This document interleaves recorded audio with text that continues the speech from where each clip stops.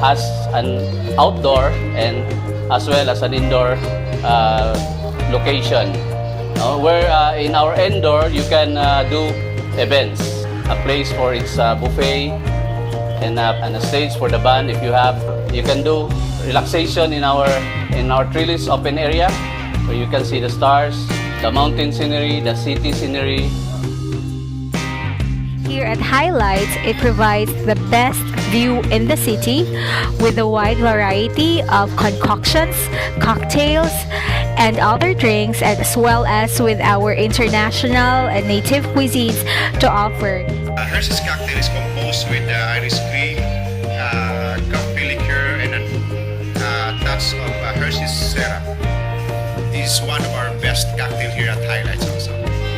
Flaming Tower composed with ice cream, kaloa, and some kind of touch of blue curacao.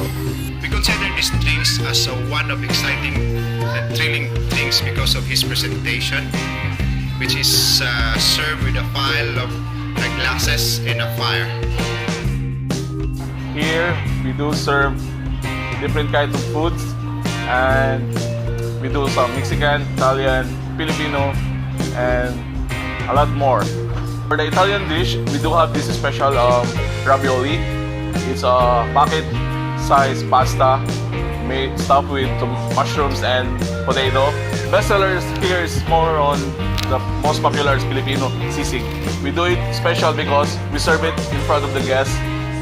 From there, we do put butter, and when it becomes sizzled, we put the meat, then the egg, and that's it. That's our signature Harold's way of making sisig. Highlights Roof Deck is located at Harold's 12th floor, which is located at the topmost part of the hotel. Visit us at Highlights Roof Deck, giving you the best view in the city with the greatest accommodation and the wonderful food.